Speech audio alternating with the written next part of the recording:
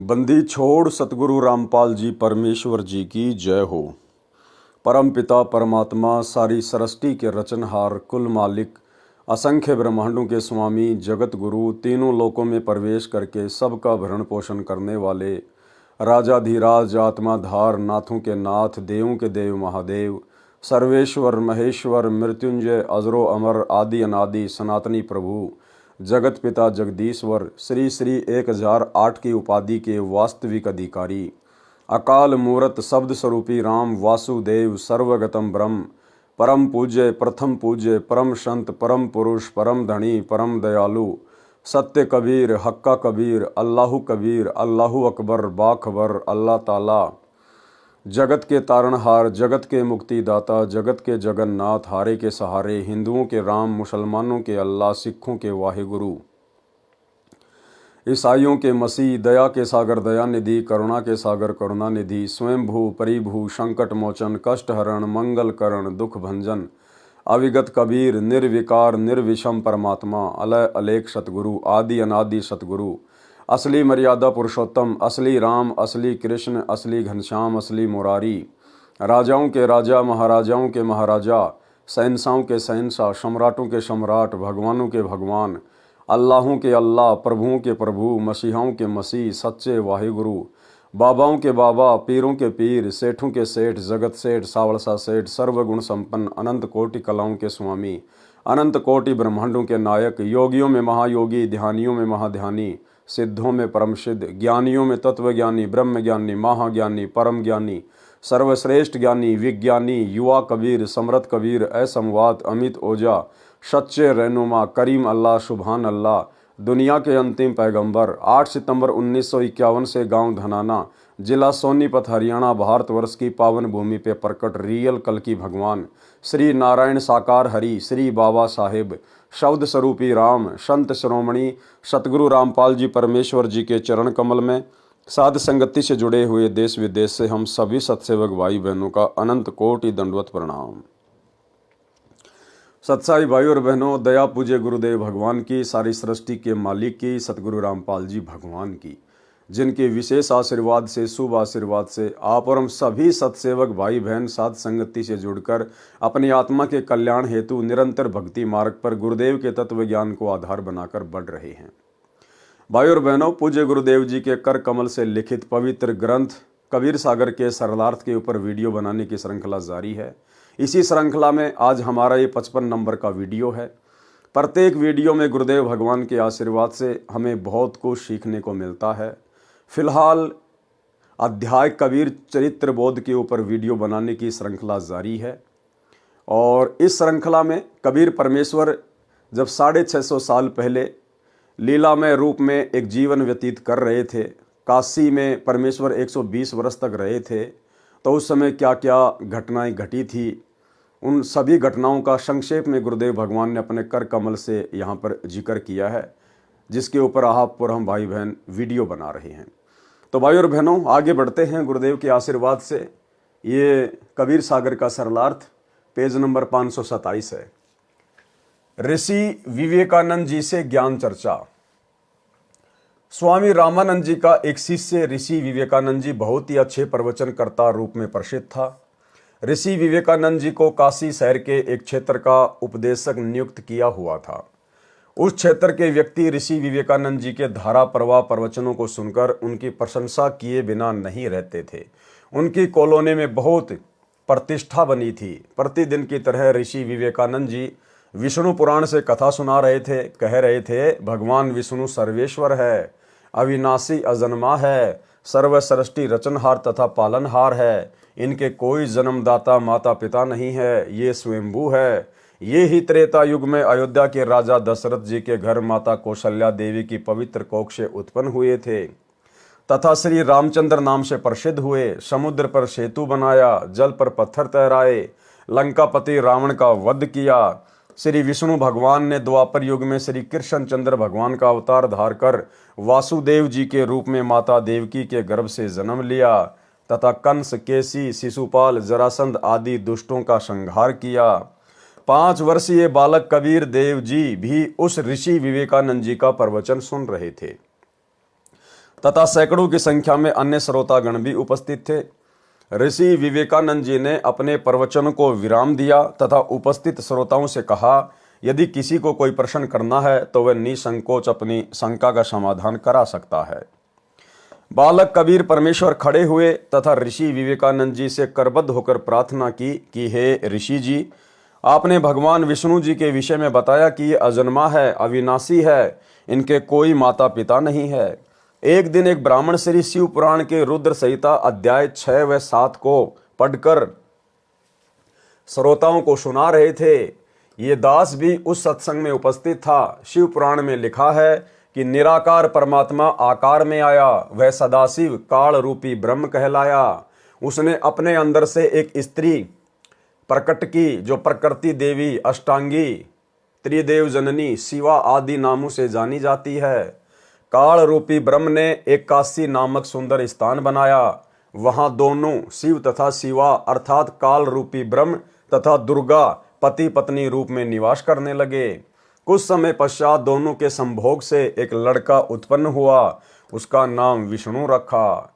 इसी प्रकार दोनों के रमण करने से एक पुत्र उत्पन्न हुआ, उसका नाम ब्रह्मा रखा तथा कमल के फूल पर डालकर अचेत कर दिया। फिर अध्याय 9 के अंत में लिखा है कि ब्रह्मा रजगुण है, विष्णु सतगुण है तथा शंकर तमगुण है, परंतु सदाशिव इनसे भिन्न है, वह गुणातीत है। यहाँ पर सदाशिव के अतिरिक्त 3 देव श्री ब्रह्मा, श्री विष्णु तथा श्री शिव जी भी हैं। इससे सिद्ध हुआ कि इन तीनों देवताओं की जननी दुर्गा अर्थात प्रकृति देवी है तथा पिता काल ब्रह्म है। इन तीनों प्रभुओं विष्णु आदि का जन्म हुआ है, इनके माता पिता भी हैं। एक दिन मैंने एक ब्राह्मण द्वारा श्री देवी पुराण के 3 स्कंद में अध्याय 4 व 5 में सुना था कि जिसमें भगवान विष्णु ने कहा है, इन प्रकृति देवी अर्थात दुर्गा को मैंने पहले भी देखा था। मुझे अपने बचपन की याद आई है। मैं एक वट वृक्ष के नीचे पालने में लेटा हुआ था। ये मुझे पालने में झुला रही थी। उस समय मैं बालक रूप में था। प्रकृति देवी के निकट जाकर तीनों देव श्री ब्रह्मा, श्री विष्णु तथा श्री शिव जी करबद्ध होकर खड़े हो गए। भगवान विष्णु ने देवी की स्तुति की, तुम शुद्ध स्वरूपा हो, ये संसार तुम्ही से उद्भासित हो रहा है। हमारा आविर्भाव अर्थात जन्म तथा तिरोभाव अर्थात मृत्यु होती है। हम अविनाशी नहीं हैं, तुम अविनाशी हो, प्रकृति देवी हो। भगवान शंकर बोले, हे माता, यदि आप ही के गर्भ से भगवान विष्णु तथा भगवान ब्रह्मा का जन्म हुआ है तो क्या मैं तमोगुणी लीला करने वाला शंकर आपका पुत्र नहीं हुआ, अर्थात मुझे भी जन्म देने वाली तुम ही हो।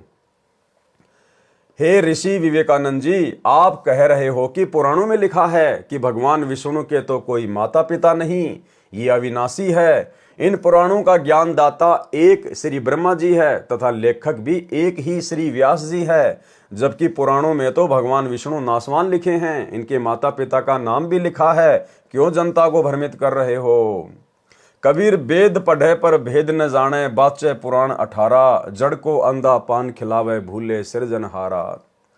कबीर परमेश्वर जी के मुख कमल से उपरोक्त पुराणों में लिखा उल्लेख सुनकर ऋषि विवेकानंद अति क्रोधित हो गया तथा उपस्थित श्रोताओं से बोले, ये बालक झूठ बोल रहा है, पुराणों में ऐसा नहीं लिखा है। उपस्थित श्रोताओं ने भी सहमति व्यक्त की कि हे ऋषि जी, आप सत्य कह रहे हो। ये बालक क्या जाने पुराणों के गूढ़ रहस्यों को। आप विद्वान पुरुष, परम विवेकशील हो, आप इस बच्चे की बातों पर ध्यान ना दो। ऋषि विवेकानंद जी ने पुराणों को उसी समय देखा जिसमें सारा विवरण विद्यमान था, परंतु मान हानि के डर से अपने झूठे वक्तव्य पर ही दृढ़ रहते हुए कहा, हे बालक, तेरा क्या नाम है? तू किस जाति में जन्मा है? तूने तिलक लगाया है? क्या तूने कोई गुरु धारण किया है? शीघ्र बताइए। कबीर परमेश्वर जी ने बोलने से पहले ही श्रोता बोले, हे ऋषि जी, इसका नाम कबीर है, ये नीरू जुलाई का पुत्र है। कबीर जी बोले, ऋषि जी, मेरा यही परिचय है जो श्रोताओं ने आपको बताया। मैंने गुरु धारण कर रखा है। ऋषि विवेकानंद जी ने पूछा, क्या नाम है तेरे गुरुदेव का? परमेश्वर कबीर जी ने कहा, मेरे पूज्य गुरुदेव वही हैं जो आपके गुरुदेव हैं। उनका नाम है पंडित रामानंद स्वामी।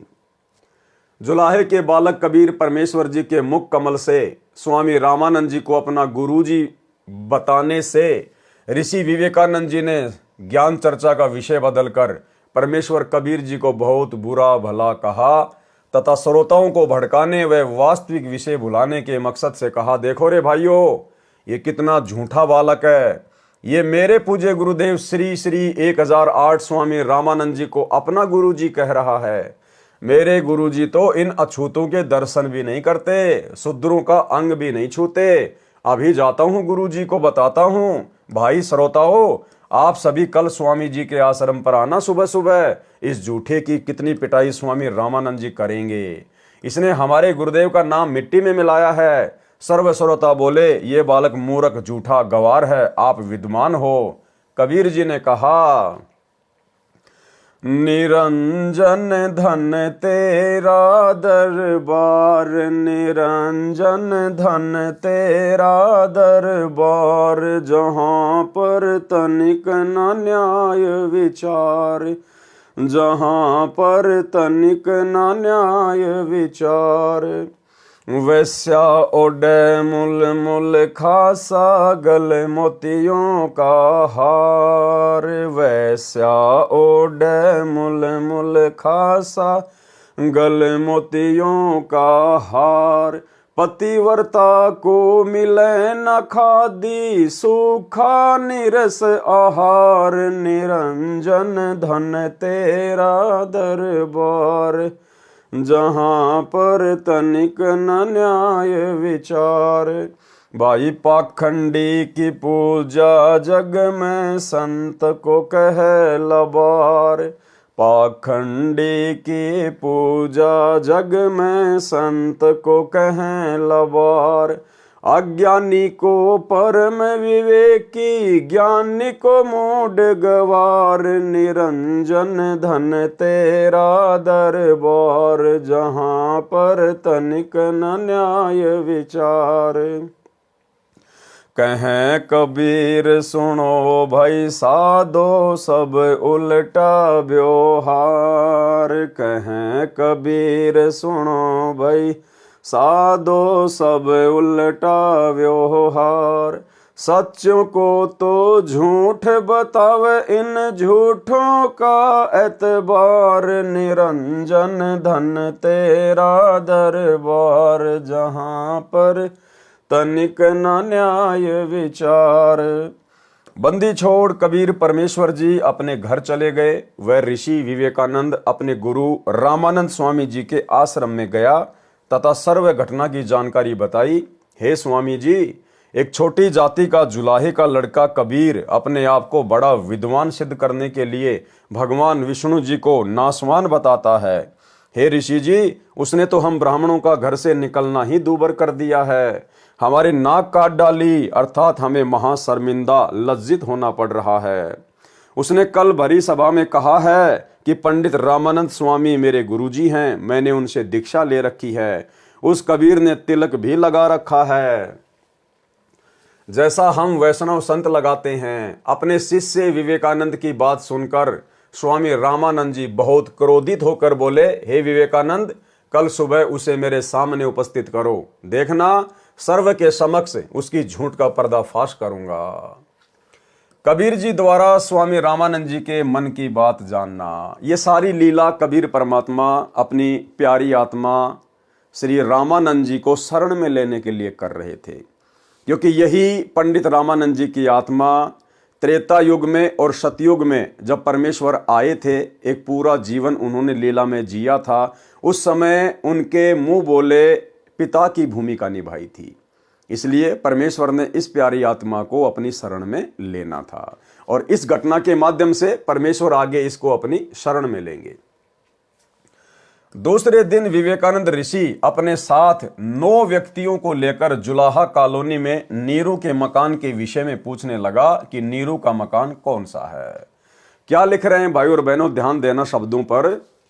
9 व्यक्तियों को लेकर दूसरे दिन पंडित विवेकानंद 9 अन्य व्यक्तियों को लेकर जुलाहों की कॉलोनी में गया कबीर परमात्मा को लेने के लिए।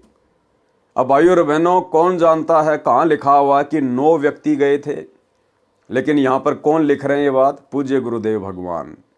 ये स्वयं कबीर परमात्मा है इनसे कुछ भी छुपा हुआ नहीं है, इनको सृष्टि का दाने दाने का ज्ञान है। तो 9 व्यक्ति पंडित विवेकानंद जी के साथ में गए थे उस दिन कबीर परमेश्वर जी को लाने के लिए। ये बातें परमेश्वर ही कह सकते हैं। और पहुंच गए जुलाहों की कॉलोनी में। 9 व्यक्तियों को लेकर जुलाहा कॉलोनी में नीरू के मकान के विषय में पूछने लगा कि नीरू का मकान कौन सा है। कॉलोनी के एक व्यक्ति को उनके आभाव से लगा कि ये कोई अप्रिय घटना करने के मकसद से आए हैं। उसने शीघ्रता से नीरू को जाकर बताया कि कुछ ब्राह्मण आपके घर आ रहे हैं, उनकी नीयत झगड़ा करने की है। नीमा भी वहीं खड़ी उस व्यक्ति की बातें सुन रही थी। उसी समय वे ब्राह्मण गली में नीरू के मकान की ओर आते दिखाई दिए। नीमा समझ गई कि अवश्य कबीर ने इन ब्राह्मणों से ज्ञान चर्चा की है।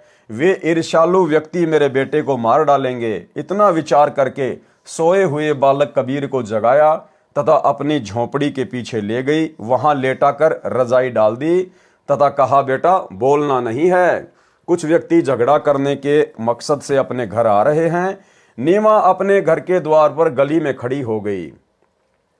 तब तक वे ब्राह्मण घर के निकट आ चुके थे। उन्होंने पूछा, क्या नीरू का घर यही है?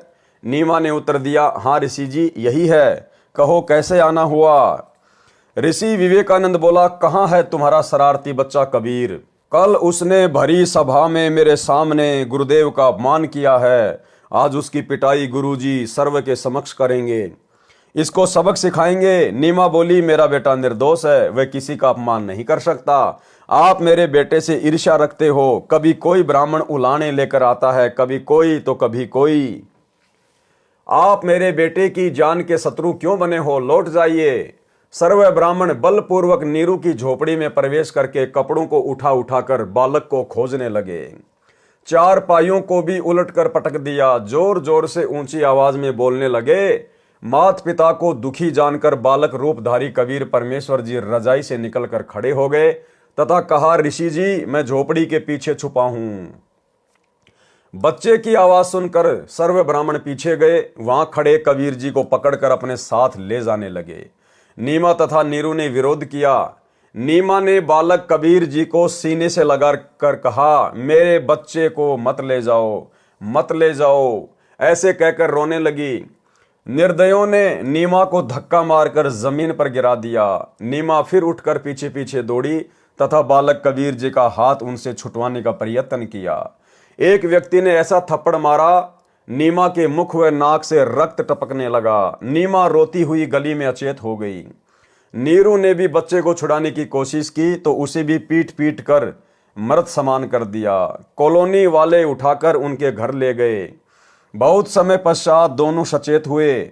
बच्चे के वियोग में रो रो कर दोनों का बुरा हाल था। नीरू चोट के कारण चल फिरने में असमर्थ जमीन पर गिरकर विलाप कर रहा था। कभी चुप होकर भयभीत हुआ गली की ओर देख रहा था। मन में सोच रहा था कि कहीं वे लौट कर ना आ जाएं तथा मुझे जान से ना मार डालें। फिर बच्चे को याद करके विलाप करने लगता, मेरे बेटे को मत मारो, मत मारो, इसने क्या बिगाड़ा है तुम्हारा? ऐसे पागल जैसी स्थिति नीरू की हो गई थी। नीमा होश में आती थी, फिर अपने बच्चे के साथ हो रहे अत्याचार की कल्पना कर बेहोश अचेत हो जाती थी।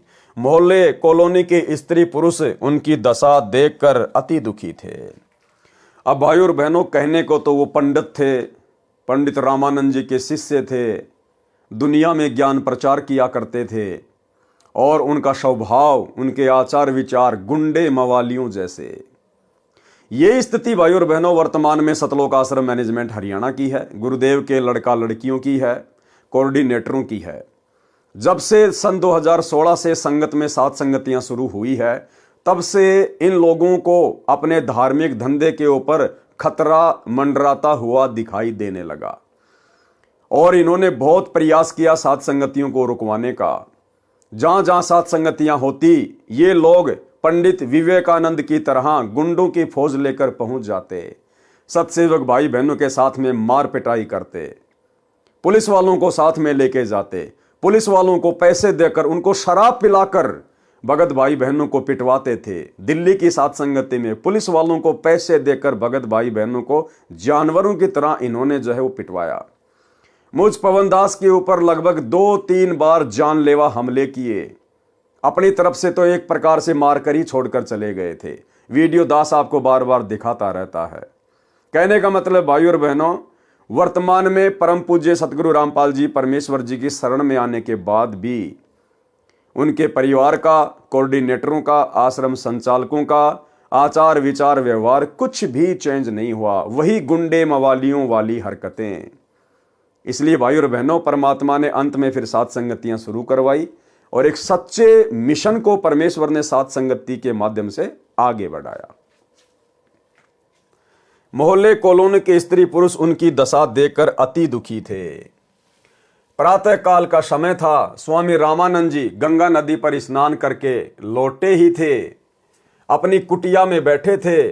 जब उन्हें पता चला कि उस बालक कबीर को पकड़कर ऋषि विवेकानंद जी की टीम ला रही है, तो स्वामी रामानंद जी ने अपनी कुटिया के द्वार पर कपड़े का पर्दा लगा लिया, ये दिखाने के लिए कि मैं पवित्र जाति का ब्राह्मण हूं तथा शूद्रों को दीक्षा देना तो दूर की बात है, सुबह सुबह तो दर्शन भी नहीं करता। ऋषि विवेकानंद जी ने बालक कबीर देव जी को कुटिया के समक्ष खड़ा करके कहा, हे गुरुदेव, ये रहा वह झूठा बच्चा कबीर जुलाहा। उस समय ऋषि विवेकानंद जी ने अपने प्रचार क्षेत्र के व्यक्तियों को विशेष कर बुला रखा था, ये दिखाने के लिए कि ये कबीर झूठ बोलता है। स्वामी रामानंद जी कहेंगे, मैंने इसको कभी दीक्षा नहीं दी जिससे सर्व उपस्थित व्यक्तियों को ये बात जचेगी कि कबीर पुराणों के विषय में भी झूठ बोल रहा था, जिनके बारे में कबीर जी ने लिखा बताया था कि श्री विष्णु जी, श्री शिव जी तथा ब्रह्मा जी नासवान है, इनका जन्म होता है तथा मृत्यु भी होती है, तथा इनकी माता का नाम प्रकृति देवी दुर्गा है तथा पिता का नाम सदाशिव अर्थात काल ब्रह्म है। जिन हाथों से कबीर परमेश्वर को पकड़कर लाए थे, उन सर्व व्यक्तियों ने अपने हाथ मिट्टी से रगड़ रगड़ कर धोए तथा सर्व उपस्थित व्यक्तियों के समक्ष बाल्टी में जल भरकर स्नान किया। सभी वस्त्र जो शरीर पर पहन रखे थे वे भी कूट कूट कर धोए। स्वामी रामानंद जी ने अपनी कुटिया के द्वार पर खड़े 5 वर्षीय बालक कबीर से ऊंची आवाज में प्रश्न किया, हे बालक, आपका क्या नाम है? कौन जाति में जन्म है? आपका भक्ति पंथ मार्ग कौन सा है? उस समय लगभग 1000 की संख्या में दर्शक उपस्थित थे। बालक कबीर जी ने भी आधीनता से ऊंची आवाज में उत्तर दिया, जाति मेरी जगत गुरु परमेश्वर है पंथ, गरीबदास लिखित पढ़े मेरा नाम निरंजन कंत। ए स्वामी सृष्टा में सृष्टि मेरे तीर, दास गरीब अधर बसूं अविगत सत्य कबीर। गोता मारूं स्वर्ग में जा बैठूं पाताल, गरीबदास ढूंढत फिरूं हीरे माणिक लाल। भावार्थ, कबीर जी ने कहा, हे स्वामी रामानंद जी, परमेश्वर के घर कोई जाति नहीं है। आप विद्वान पुरुष होते हुए वर्ण भेद को महत्व दे रहे हो। मेरी जाति व नाम तथा भक्ति पंथ जानना चाहते हो तो सुनो। मेरा नाम वही कबीर देव है जो वेदों में लिखा है, जिसे आप जी पढ़ते हो। मैं वह निरंजन माया रहित कंत सर्व का पति अर्थात सबका स्वामी हूँ। मैं ही सर्व सृष्टि रचनहार सृष्टा हूँ। ये सृष्टि मेरे ही आश्रित तीर यानी किनारे है। मैं ऊपर सत्य लोक में निवास करता हूँ। मैं वह अमर अव्यक्त अविगत सत्य कबीर हूँ, जिसका वर्णन गीता अध्याय 8 श्लोक 20 से 22 में है। हे स्वामी जी, गीता अध्याय 7 श्लोक 24 में गीता ज्ञानदाता अर्थात काल ब्रह्म अपने विषय में बताता है कि ये मूर्ख मनुष्य समुदाय मुझ अव्यक्त को श्री कृष्ण रूप में व्यक्ति मान रहे हैं। मैं सबके समक्ष प्रकट नहीं होता। ये मनुष्य समुदाय मेरे इस अश्रेष्ठ अटल नियम से अपरिचित है। गीता अध्याय 7 श्लोक 25 में कहा है कि मैं गीता ज्ञानदाता अपनी योग माया अर्थात सिद्धि शक्ति से छिपा हुआ अपने वास्तविक रूप में सबके समक्ष प्रत्यक्ष नहीं होता। ये अज्ञानी जन समुदाय मुझ श्री कृष्ण व राम आदि की तरह माता से जन्म लेने वाले प्रभु को तथा अविनाशी जो अन्य अव्यक्त परमेश्वर है उसको नहीं जानते। हे स्वामी रामानंद जी, गीता अध्याय 7 श्लोक 24-25 में गीता ज्ञानदाता काल ब्रह्म क्षर पुरुष ने अपने को अव्यक्त कहा है। ये प्रथम अव्यक्त प्रभु हुआ। अब सुनो दूसरे तथा तीसरे अव्यक्त प्रभुओं के विषय में। गीता अध्याय 8 श्लोक 18-19 में गीता ज्ञानदाता ने अपने से अन्य अव्यक्त परमात्मा का वर्णन किया है। कहा है, ये सर्व चराचर प्राणी दिन के समय अव्यक्त परमात्मा से उत्पन्न होते हैं, रात्रि के समय उसी में लीन हो जाते हैं। यह जानकारी काल ब्रह्म ने अपने से अन्य अव्यक्त प्रभु पर ब्रह्म अर्थात अक्षर ब्रह्म के विषय में दी है। यह दूसरा अव्यक्त अविगत प्रभु हुआ। तीसरे अव्यक्त अविगत परमात्मा अर्थात परम अक्षर ब्रह्म के विषय में गीता अध्याय 8 श्लोक 20 से 22 में कहा है कि जिस अव्यक्त प्रभु का गीता अध्याय 8 श्लोक 18-19 में वर्णन किया है वह पूर्ण प्रभु नहीं है, वह भी वास्तव में अविनाशी प्रभु नहीं है, परंतु उस अव्यक्त जिसका विवरण उपरोक्त श्लोक 18-19 में है उससे भी अति परे दूसरा जो सनातन अव्यक्त भाव है वह परम दिव्य परमेश्वर सब भूतों यानी प्राणियों के नष्ट होने पर भी नष्ट नहीं होता।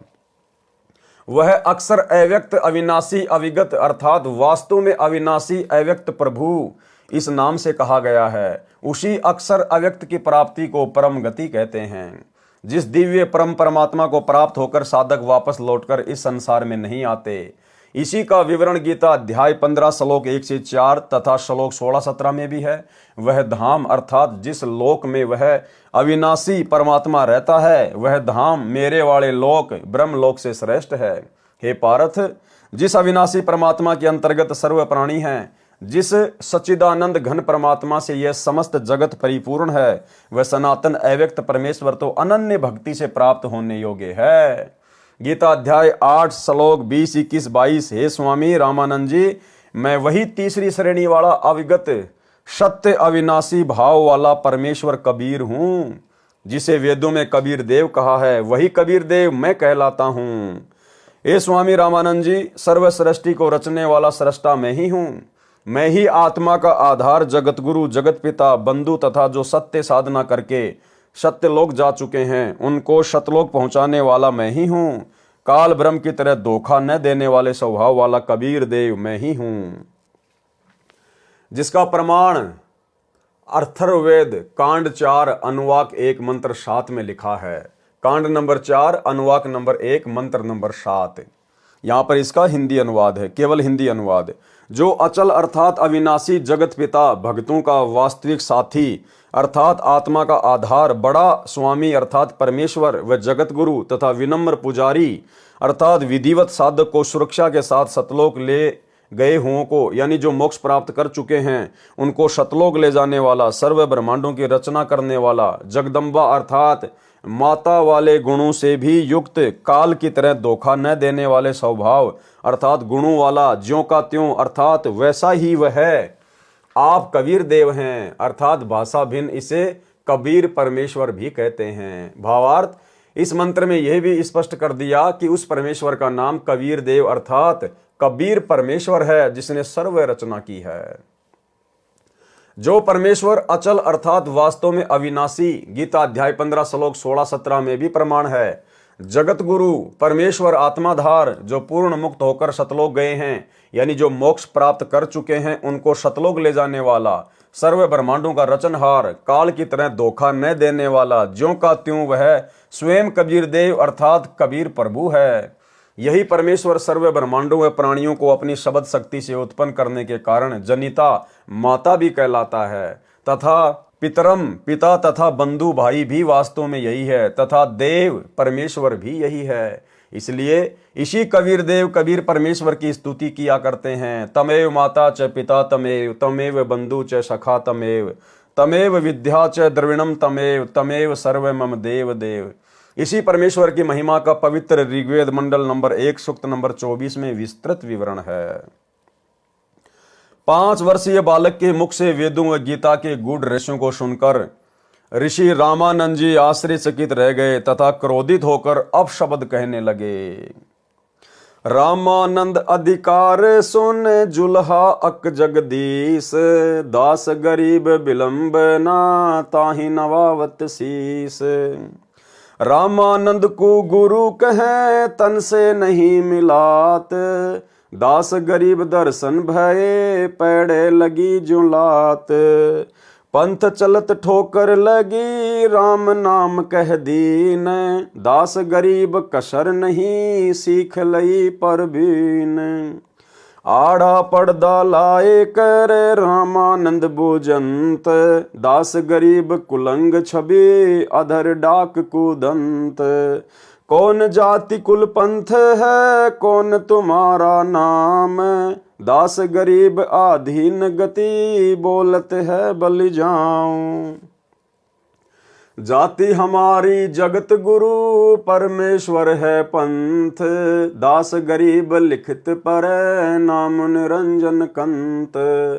रे बालक सुंदर बुद्धि घटमट तन आकार, दास गरीब दर्द लग्या हो बोले सिरजनहार। तुम मोमन के पालवा जुल्हे के घर बास, दास गरीब अज्ञान गति एता दृढ़ विश्वास। मान बढ़ाई छोड़ कर बोलो बालक बहन, दास गरीब अधम मुखी एता तुम घट फैन। तर्क तलु से बोले ते रामानंद सुर ज्ञान, दास गरीब कुजाती है आखिर नीच निदान। परमेश्वर कबीर जी कबीर देव ने प्रेम पूर्वक उत्तर दिया। मैं के बदन खुलास कर सुनी स्वामी परवीन, दास गरीब मनी मरे मैं आजिज आधीन। मैं अविगत गत से परे चारों वेद से दूर, दास गरीब दसों दिशा सकल सिंध भरपूर। सकल सिंध भरपूर हूँ खालिक हमरा नाम, दास गरीब अजाति हूँ तै जो कहा बलि जाऊं। जाति पाति मेरे नहीं नहीं बस्ती नहीं गाम, दास गरीब अनिन गति नहीं हमारे चाम। नाद बिंद मेरे नहीं नहीं गुदा नहीं गात, दास गरीब शब्द सजा नहीं किसी का साथ। सब संगी बिछरू नाही आदि अंत बहु जाई, दास गरीब सकल बसूं बाहर भीतर माही। ए स्वामी सृष्टा में सृष्टि हमारे तीर, दास गरीब अधर बसूं अविगत सत्य कबीर। पौमी धरनी आकाश में मैं व्यापक सब ठोर, दास गरीब न दूसरा हम समतुल नहीं और। हम दासन के दास हैं कर्ता पुरुष करीम, दास गरीब अवधूत हम ब्रह्मचारी सीम। सुन रामानंद राम हम मैं बावन नरसिंह, दास गरीब कली कली हम ही से कृष्ण अभंग। हम ही से इंद्र कुबेर है ब्रह्मा विष्णु महेश, दास गरीब धर्म ध्वजा धरणी रसातल शेष। सुन स्वामी सतभाख हूँ झूठ न हमरे रिंच, दास गरीब हम रूप बिना और सकल परपंच। गोता लाऊं स्वर्ग से फिर बैठूं पाताल, गरीब दास ढूंढत फिरूं हीरे माणिक लाल। इस दरिया कंकर बहुत लाल कहीं कहीं ठावे, गरीब दास माणिक चुगे हम मुरजीवा नाव। मुरजीवा माणिक चुगे कंकर पत्थर डारी, दास गरीब डोरी अगम उतरो शब्द आधार। स्वामी रामानंद जी ने कहा, अरे कुजात अर्थात शूद्र, छोटा मुंह बड़ी बात, तू अपने आप को परमात्मा कहता है, तेरा शरीर हाड़ मांस व रक्त निर्मित है। तू अपने आप को अविनाशी परमात्मा कहता है, तेरा जुलाई के घर जन्म है, फिर भी अपने आप को अजन्मा अविनाशी कहता है, तू कपटी बालक है।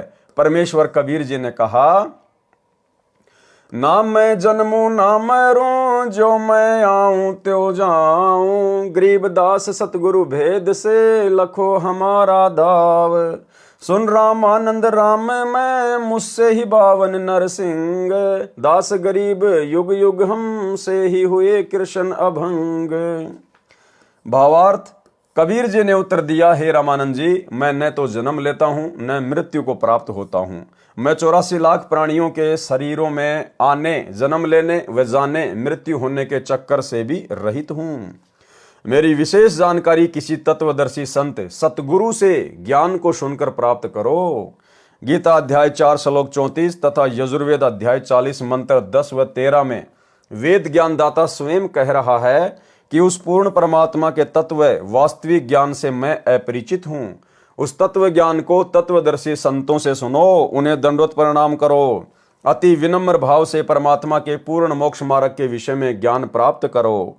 जैसी भक्ति विधि से तत्वदर्शी संत बताए वैसे साधना करो। गीता अध्याय 15 श्लोक 17 में लिखा है कि श्लोक 16 में जिन दो पुरुषों भगवानों क्षर पुरुष अर्थात काल ब्रह्म तथा अक्षर पुरुष अर्थात परब्रह्म का उल्लेख है, वास्तव में अविनाशी परमेश्वर तथा सभी का पालन पोषण व धारण करने वाला परमात्मा तो उन उपरोक्त दोनों से अन्य ही है। हे स्वामी रामानंद जी, वह उत्तम पुरुष अर्थात सर्वश्रेष्ठ प्रभु मैं ही हूँ। इस बात को सुनकर स्वामी रामानंद जी बहुत क्षुब्ध हो गए तथा कहा कि रे बालक, तू निम्न जाति का और छोटा मुंह बड़ी बात कर रहा है, तू अपने आप भगवान बन बैठा। बुरी गालियां भी दी। कबीर साहिब बोले कि गुरुदेव, आप मेरे गुरुजी हैं, आप मुझे गाली दे रहे हो तो भी मुझे आनंद आ रहा है, लेकिन मैं जो आपको कह रहा हूं मैं ज्यों का त्यों पूर्ण ब्रह्म ही हूं, इसमें कोई संशय नहीं है। इस बात को सुनकर रामानंद जी ने कहा कि ठहर जा, तेरी तो लंबी कहानी बनेगी, तो ऐसे नहीं मानेगा, मैं पहले अपनी पूजा पाठ कर लेता हूं। रामानंद जी ने कहा कि इसको बैठाओ, मैं पहले अपनी कुछ क्रिया रहती है वह कर लेता हूं, बाद में इससे निपटूंगा। स्वामी रामानंद जी क्या क्रिया करते थे? भगवान विष्णु जी की एक काल्पनिक मूर्ति बनाते थे, अपने मन में काल्पनिक मूर्ति बनाया करते थे। सामने मूर्ति दिखाई देने लग जाती थी, जैसे कर्मकांड करते हैं। भगवान की मूर्ति के पहले वाले सारे कपड़े उतार कर उनको जल से स्नान करवाकर फिर स्वच्छ कपड़े भगवान ठाकुर को पहनाकर गले में माला डालकर तिलक लगाकर मुकुट रख देते हैं। रामानंद जी कल्पना कर रहे थे, कल्पना करके भगवान की काल्पनिक मूर्ति बनाई। श्रद्धा से जैसे नंगे पैरों जाकर आप ही गंगा जल लाए हों, ऐसी अपनी भावना बनाकर ठाकुर जी की मूर्ति के कपड़े उतारे, फिर स्नान करवाया तथा नए वस्त्र पहना दिए, तिलक लगा दिया, मुकुट रख दिया और माला डालनी भूल गए। कंठी न डालें तो पूजा अधूरी और मुकुट रख दिया तो उस दिन मुकुट उतारा नहीं जा सकता, उस दिन मुकुट उतार दें तो पूजा खंडित। स्वामी रामानंद जी अपने आप को कोस रहे हैं कि इतना जीवन हो गया मेरा, कभी भी ऐसी गलती जिंदगी में नहीं हुई थी। प्रभु, आज मुझ पापी से क्या गलती हुई है, यदि मुकुट उतारूं तो पूजा खंडित। उसने सोचा कि मुकुट के ऊपर से कंठी माला डालकर देखता हूं। कल्पना से कर रहे हैं, कोई सामने मूर्ति नहीं और पर्दा लगा है। कबीर साहिब दूसरी ओर बैठे हैं, मुकुट में माला फंस गई, आगे नहीं जा रही थी, जैसे शौपन देख रहे हों। रामानंद जी ने सोचा अब क्या करूं, हे भगवान, आज तो मेरा सारा दिन ही व्यर्थ गया, आज की मेरी भक्ति कमाई व्यर्थ गई। क्योंकि जिसको परमात्मा की कसक होती है उसका एक नित्य नियम भी रह जाए तो उसको दर्द बहुत होता है, जैसे इंसान की जेब कट जाए और फिर बहुत पश्चाताप करता है। प्रभु के सच्चे भक्तों को इतनी लगन होती है। इतने में बालक रूपधारी कबीर परमेश्वर जी ने कहा कि स्वामी जी, माला की घुंडी खोलो और माला गले में डाल दो, फिर गांठ लगा दो, मुकुट उतारना नहीं पड़ेगा। रामानंद जी काहे का मुकुट उतारे था, काहे की गांठ खोले था। कुटिया के सामने लगा पर्दा भी स्वामी रामानंद जी ने अपने हाथ से फेंक दिया और ब्राह्मण समाज के सामने उस कबीर परमेश्वर को सीने से लगा लिया। रामानंद जी ने कहा कि हे भगवान, आपका तो इतना कोमल शरीर है जैसे रुई हो, आपके शरीर की तुलना में मेरा तो पत्थर जैसा शरीर है। एक तरफ तो प्रभु खड़े हैं और एक तरफ जाति व धर्म की दीवार है। प्रभु चाहने वाली पुण्यात्माएं धर्म की बनावटी दीवार को तोड़ना श्रेयकर समझते हैं। वैसा ही स्वामी रामानंद जी ने किया। सामने पूर्ण परमात्मा को पाकर न जाति देखी, न धर्म देखा, न छुआछात, केवल आत्म कल्याण देखा। इसे ब्राह्मण कहते हैं। बोलत रामानंद जी हम गड़बड़ा सुकाल, गरीबदास पूजा कर मुकुट फही जदिमाल। सेवा करो संभाल कर सुनी स्वामी सुर ज्ञान, गरीबदास सिर मुकुट धरी माला अटकी जान। स्वामी घुंडी खोल कर फिर माला गल डार, गरीबदास इस भजन को जानत है करतार। ड्योडी पर्दा दूर कर लिया कंठ लगाए, गरीबदास गुजरी बहुत बदने बदन मिलाए। मन की पूजा तुम लखी मुकुट माल पर बेस, गरीबदास गति को लखै कौन वरण क्या भेष। ये तो तुम शिक्षा दई मान लई मन मोर, गरीबदास कोमल पुरुष हमरा बदन कठोर। कबीर देव द्वारा ऋषि रामानंद के आश्रम में दो रूप धारण करना। स्वामी रामानंद जी ने परमेश्वर कबीर जी से कहा कि आपने झूठ क्यों बोला। कबीर परमेश्वर जी बोले, कैसा झूठ स्वामी जी। स्वामी रामानंद जी ने कहा कि आप कह रहे थे कि आपने मेरे से नाम ले रखा है, आपने मेरे से उपदेश कब लिया। बालक रूपधारी कबीर परमेश्वर जी बोले, एक समय आप स्नान करने के लिए पंचगंगा घाट पर गए थे, मैं वहां लेटा हुआ था, आपके पैरों की खड़ाऊ मेरे सिर में लगी थी, आपने कहा था कि बेटा राम राम बोलो। रामानंद जी बोले, हाँ अब कुछ याद आया, परंतु वह तो बहुत छोटा बच्चा था, क्योंकि उस समय 5 वर्ष की आयु के बच्चे बहुत बड़े हो जाया करते थे तथा 5 वर्ष के बच्चे के शरीर तथा 2.5 वर्ष के बच्चे के शरीर में दुगना अंतर हो जाता है। कबीर परमेश्वर जी ने कहा, स्वामी जी देखो मैं ऐसा था। स्वामी रामानंद जी के सामने ही खड़े हैं और एक 2.5 वर्षीय बच्चे का दूसरा रूप बनाकर किसी सेवक की वहां पर चारपाई बिछी थी, उसके ऊपर विराजमान हो गए। रामानंद जी ने 6 बार तो इधर देखा और 6 बार उधर देखा, फिर आंखें मल मल कर देखा कि कहीं तेरी आंखें धोखा तो नहीं खा रही हैं। इस प्रकार देख ही रहे थे कि इतने में कबीर परमेश्वर जी का छोटे वाला रूप हवा में उड़ा और कबीर परमेश्वर जी के बड़े 5 वर्ष वाले स्वरूप में समा गया। 5 वर्ष वाले स्वरूप में कबीर परमेश्वर जी रह गए। रामानंद जी बोले कि मेरा संशय मिट गया कि आप ही पूर्ण ब्रह्म हो। हे परमेश्वर, आपको कैसे पहचान सकते हैं? आप किस जाति में उत्पन्न तथा कैसी वेशभूषा में खड़े हो? हम नादान प्राणी आपके साथ वाद विवाद करके दोषी हो गए, क्षमा करना परमेश्वर। कबीर देव, मैं आपका अनजान बच्चा हूं। रामानंद जी ने फिर अपनी अन्य शंकाओं का निवारण करवाया। शंका, हे कबीर देव, मैं राम राम कोई मंत्र शिष्यों को जाप करने को नहीं देता। यदि आपने मुझसे दीक्षा ली है तो वह मंत्र बताइए जो मैं शिष्य को जाप करने को देता हूं।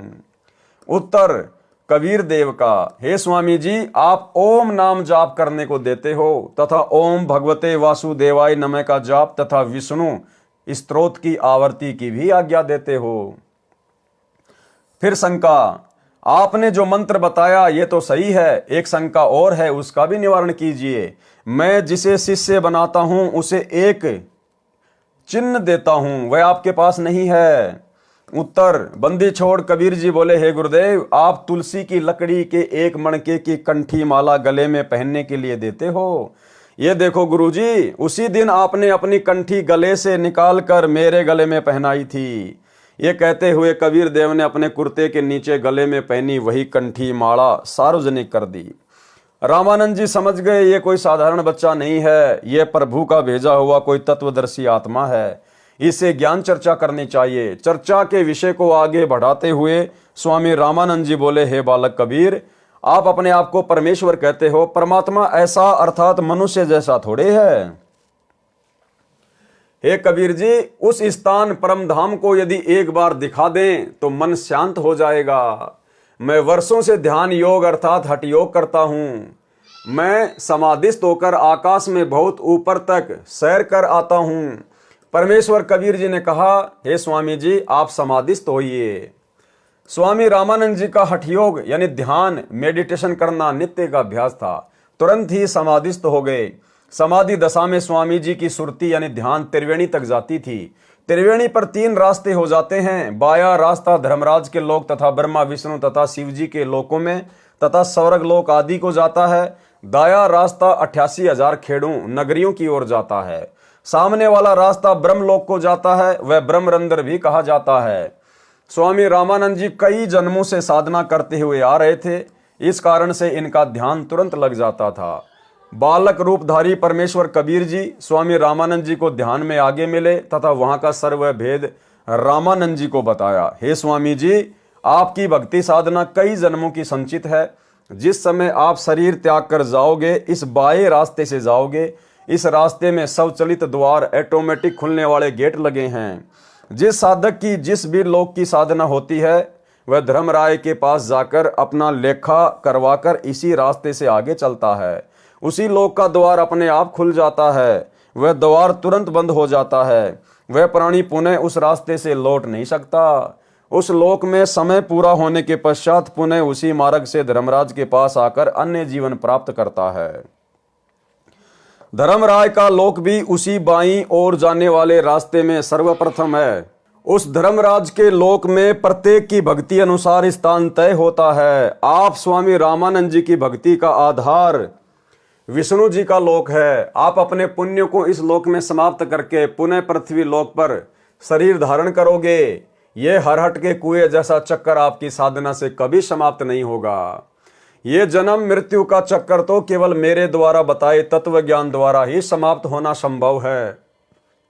परमेश्वर कबीर जी ने फिर कहा, हे स्वामी जी, जो सामने वाला द्वार है ये ब्रह्मरंध्र है। ये वेदों में लिखे किसी भी मंत्र जाप से नहीं खुलता। ये तो मेरे द्वारा बताए सत्य नाम जो 2 मंत्र का होता है, एक ओम मंत्र तथा दूसरा तत्। ये तत् सांकेतिक है। वास्तविक नाम मंत्र तो उपदेश लेने वाले को बताया जाएगा, उसके जाप से खुलता है। ऐसा कहकर परमेश्वर कबीर जी ने सत्य नाम 2 मंत्रों के नाम का जाप किया। तुरंत ही सामने वाला द्वार ब्रह्मरंध्र खुल गया। परमेश्वर कबीर जी अपने साथ स्वामी रामानंद जी की आत्मा को लेकर उस ब्रह्मरंध्र में प्रवेश कर गए। उसके पश्चात वह द्वार तुरंत बंद हो गया। उस द्वार से निकलकर लंबा रास्ता तय किया, ब्रह्मलोक में गए। आगे फिर 3 रास्ते हैं। बाईं ओर एक रास्ता महास्वर्ग में जाता है। उस महास्वर्ग में नकली डुप्लीकेट सतलोक, अलखलोक, अगमलोक तथा अनामी लोकों की रचना काल ब्रह्म ने अपनी पत्नी दुर्गा से करवा रखी है। प्राणियों को धोखा देने के लिए उन सर्व नकली लोकों को दिखाकर वापस आए। दाईं ओर सप्तपुरी, ध्रुव लोक आदि हैं। सामने वाला द्वारा वहां जाता है जहां पर गीता ज्ञानदाता काल ब्रह्म अपनी योग माया से छुपा रहता है। वह 3 स्थान बनाए हैं। एक रजोगुण प्रधान क्षेत्र है जिसमें काल ब्रह्म तथा दुर्गा प्रकृति देवी पति पत्नी रूप में साकार रूप में रहते हैं। उस समय जिस पुत्र का जन्म होता है वह रजोगुण युक्त होता है। उसका नाम ब्रह्मा रख देता है। उस बालक को युवा होने तक अचेत रखकर परवरिश करते हैं। युवा होने पर काल ब्रह्म स्वयं विष्णु रूप धारण करके अपनी नाभि से कमल का फूल प्रकट करता है। उस कमल के फूल पर युवा अवस्था प्राप्त होने पर ब्रह्मा जी को रखकर सचेत कर देता है। इसी प्रकार एक शतोगुण प्रधान क्षेत्र बनाया है। उसमें दोनों दुर्गा व काल ब्रह्म पति पत्नी रूप में रहकर अन्य पुत्र शतोगुण प्रधान उत्पन्न करते हैं। उसका नाम विष्णु रखते हैं। उसे भी युवा होने तक अचेत रखते हैं। शेष सैया पर सचेत करते हैं। अन्य शेषनाग ब्रह्म ही अपनी शक्ति से उत्पन्न करता है। इसी प्रकार एक तमोगुण प्रधान क्षेत्र बनाया है। उसमें वे दोनों दुर्गा तथा काल ब्रह्म पति पत्नी व्यवहार से तमोगुण प्रधान पुत्र उत्पन्न करते हैं। उसका नाम शिव रखते हैं। उसे भी युवा अवस्था प्राप्त होने तक अचेत रखते हैं। युवा होने पर तीनों को सचेत करके इनका विवाह प्रकृति दुर्गा द्वारा उत्पन्न तीनों लड़कियों से करते हैं। इस प्रकार ये काल ब्रह्म अपना सृष्टि चक्र चलाता है। परमेश्वर कबीर जी ने स्वामी रामानंद जी को वह रास्ता दिखाया तथा 21वें ब्रह्मांड में फिर 3 रास्ते हैं। बाईं ओर फिर नकली सतलोक, अलखलोक, अगमलोक तथा अनामी लोक की रचना की हुई है। दाईं ओर 12 भक्तों का निवास स्थान बनाया है जिनको अपना ज्ञान प्रचारक बनाकर जनता को शास्त्र विरुद्ध ज्ञान पर आधारित करवाता है। सामने वाला द्वार तपतशिला की ओर जाता है जहां पर यह काल ब्रह्म 1 लाख मानव शरीरधारी प्राणियों के सूक्ष्म शरीरों को तपाकर उनसे मैल निकाल कर खाता है। उस काल ब्रह्म के उस लोक के ऊपर एक द्वार है जो परब्रह्म अक्षर पुरुष के 7 संग ब्रह्मांडों में खुलता है। परब्रह्म के ब्रह्मांडों के अंतिम सिरे पर एक द्वार है जो सत्य पुरुष परम अक्षर ब्रह्म के लोक सत्य लोक की भंवर गुफा में खुलता है। फिर आगे सत्यलोक है जो वास्तविक सतलोक है। सतलोक में पूर्ण परमात्मा कबीर जी अन्य तेजों में मानव सदृश शरीर में एक गुम्मद में एक ऊंचे सिंहासन पर विराजमान है। वहां सतलोक की सर्व वस्तुएं तथा सतलोकवासी सफेद प्रकाश युक्त हैं। सत्य पुरुष के शरीर का प्रकाश अत्यधिक सफेद है। सत्य पुरुष के एक रोमकूप का प्रकाश 1 लाख सूर्यों तथा इतने ही चंद्रमाओं के मिले जुले प्रकाश से भी अधिक है। परमेश्वर कबीर जी स्वामी रामानंद जी की आत्मा को साथ लेकर सतलोक में गए।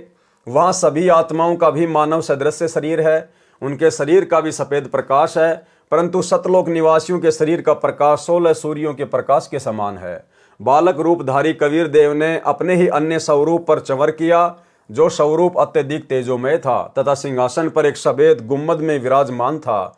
स्वामी रामानंद जी ने सोचा कि पूर्ण परमात्मा तो ये है जो तेजोमय शरीर युक्त है। ये बाल रूपधारी आत्मा कबीर यहाँ का अनुचर अर्थात सेवक होगा। स्वामी रामानंद जी ने इतना विचार ही किया था, उसी समय सिंहासन पर विराजमान तेजोमय शरीर युक्त परमात्मा सिंहासन त्याग कर खड़ा हो गया तथा बालक कबीर जी को सिंहासन पर बैठने के लिए प्रार्थना की। नीचे से रामानंद जी के साथ गया बालक कबीर जी उस सिंहासन पर विराजमान हो गए तथा वह तेजोमय शरीरधारी प्रभु बालक के सिर पर श्रद्धा से चंवर करने लगा। रामानंद जी ने सोचा, यह परमात्मा इस बच्चे पर चंवर करने लगा, यह बालक यहाँ का नौकर सेवक नहीं हो सकता। इतने में तेजोमय शरीर वाला परमात्मा उस बालक कबीर जी के शरीर में समा गया। बालक कबीर जी का शरीर उसी प्रकार उतने ही प्रकाश युक्त हो गया जितना पहले सिंहासन पर बैठे पुरुष परमेश्वर का था। इतनी लीला करके स्वामी रामानंद जी की आत्मा को वापस शरीर में भेज दिया। महर्षि रामानंद जी ने आंखें खोलकर देखा तो बालक रूपधारी परमेश्वर कबीर जी को सामने ही बैठा पाया। महर्षि रामानंद जी को पूर्ण विश्वास हो गया कि यह बालक कबीर जी ही परम अक्षर ब्रह्म अर्थात वासुदेव कुल का मालिक है। दोनों स्थानों ऊपर सत्यलोक में तथा नीचे पृथ्वीलोक में यहाँ पर स्वयं ही लीला कर रहा है। यही परम दिव्य पुरुष अर्थात आदि पुरुष है। सतलोक में जहाँ पर यह परमात्मा मूल रूप में निवास करता है वह सनातन परम धाम है। परमेश्वर कबीर जी ने इसी प्रकार संत गरीबदास जी महाराज छुडानी हरियाणा वाले को सर्व ब्रह्मांडों को प्रत्यक्ष दिखाया था, उनका ज्ञान योग खोल दिया था तथा परमेश्वर ने गरीबदास जी महाराज को स्वामी रामानंद जी के विषय में बताया था कि किस प्रकार से मैंने स्वामी जी को शरण में लिया था। महाराज गरीबदास जी ने अपनी अमृतवाणी में उल्लेख किया है, तहाँ वहाँ चित चक्रित भया देखी फजल दरबार, गरीबदास सिजदा किया हम पाए दीदार। बोलत रामानंद जी सुन कबीर करतार, गरीबदास सब रूप में तुम ही बोलन हार। दहू ठोर है एक तो भया एक से दोए, गरीबदास हम कारणे उतरे हो मगजोए। तुम साहिब तुम संत हो तुम सतगुरु तुम हंस, गरीबदास तुम रूप बिना और न दूजा अंश। तुम स्वामी मैं बाल बुद्धि भरम कर्म किए नाश, गरीबदास निज ब्रह्म तू हमरे दर्द विश्वास। सुन बे सुन से तुम परे उर से हमरे तीर, गरीबदास सरभंग में अविगत पुरुष कबीर। कोटि कोटि सिजदा किए कोटि कोटि प्रणाम, गरीबदास अनहद अधर हम पर से तुम धाम। बोले रामानंद जी सुनो कबीर सुभान, गरीबदास मुक्ता भये उदरे पिंड अरु प्राण। उपरोक्त वाणी का भावार्थ, सत्यलोक में तथा काशी नगर में पृथ्वी पर दोनों स्थानों पर परमात्मा कबीर जी को देखकर स्वामी रामानंद जी ने कहा है, कबीर परमात्मा आप दोनों स्थानों पर लीला कर रहे हो।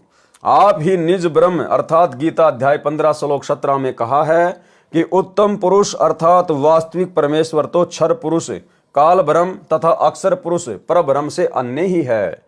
वही परमात्मा कहा जाता है जो तीनों लोकों में प्रवेश करके सबका धारण पोषण करता है। वह परम अक्षर ब्रह्म आप ही हैं।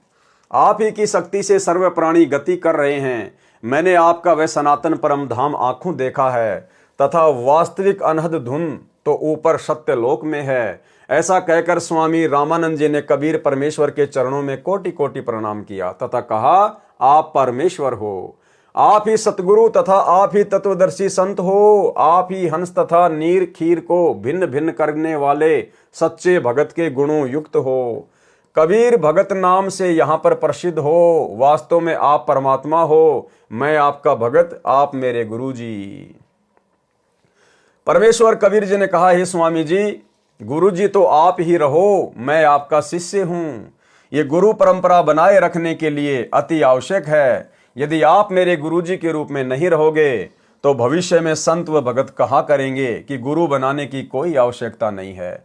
सीधा ही परमात्मा से ही संपर्क करो। कबीर ने भी गुरु नहीं बनाया था।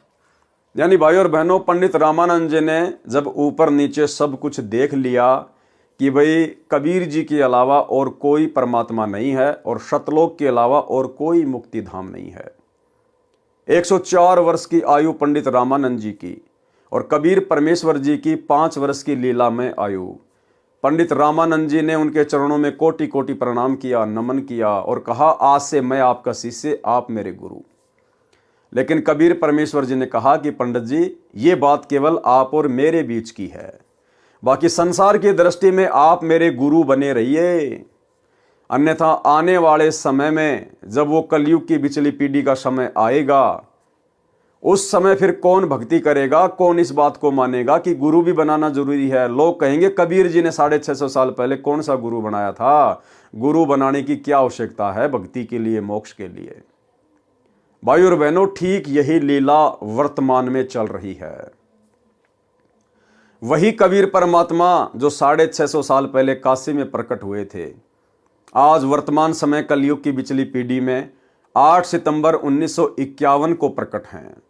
सन 1994 से उन्होंने अपना यथार्थ 13वां कबीर पंथ चलाया और इस कबीर परमेश्वर जी ने 17 फरवरी 1988 को आदरणीय गरीबदास जी के 12वें पंथ में प्रवेश करके और एक अच्छी आत्मा आदरणीय स्वामी रामदेवानंद जी को अपना मुंह बोला गुरु बनाया। यानी सतगुरु रामपाल जी का कोई गुरु नहीं था, क्योंकि ये तो जगत गुरु हैं और जगत गुरु का कोई गुरु नहीं होता, क्योंकि जगत गुरु स्वयं कबीर भगवान होता है।